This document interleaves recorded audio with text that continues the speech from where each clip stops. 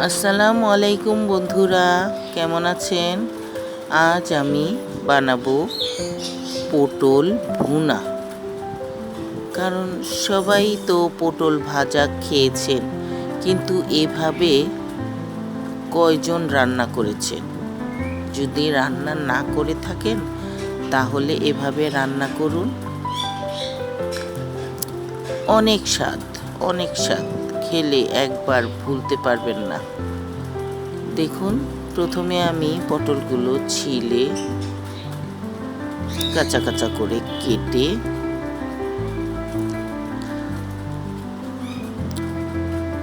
হলুদের গুঁড়ো, মরিচের গুঁড়ো দিয়ে মাখিয়ে, লবণ দিয়ে মাখিয়ে আমি তেল গরম করে তেলের মধ্যে ভাজতে দিয়ে দিলাম।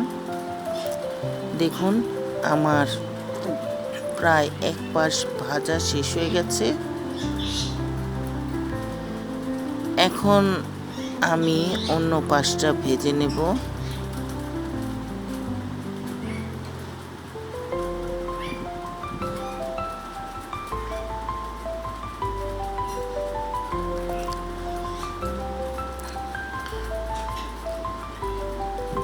আমার ভাজা হয়ে গেছে।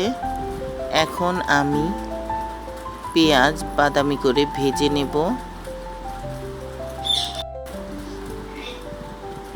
পেঁয়াজ বাদামি করে ভেজে নিচ্ছি। দেখুন, পেঁয়াজের মধ্যে একটু হলুদের গুঁড়ো, একটু মরিচের গুঁড়ো আর কাঁচামরিচের ফালি দিয়েছি। এখন পেঁয়াজগুলোকে ভেজে নিয়ে আমি এর মধ্যে ভাজা পটলগুলো দিয়ে দেব।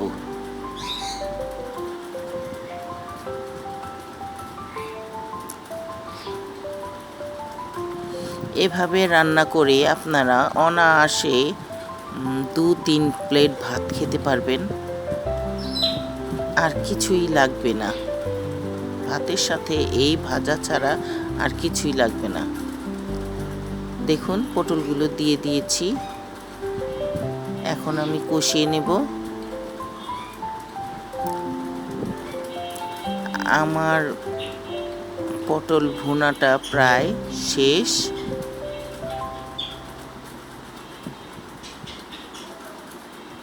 পরিবেশনের জন্য তৈরি। ধনেপাতা দিয়ে দিলাম একটু ফ্লেভারের জন্য।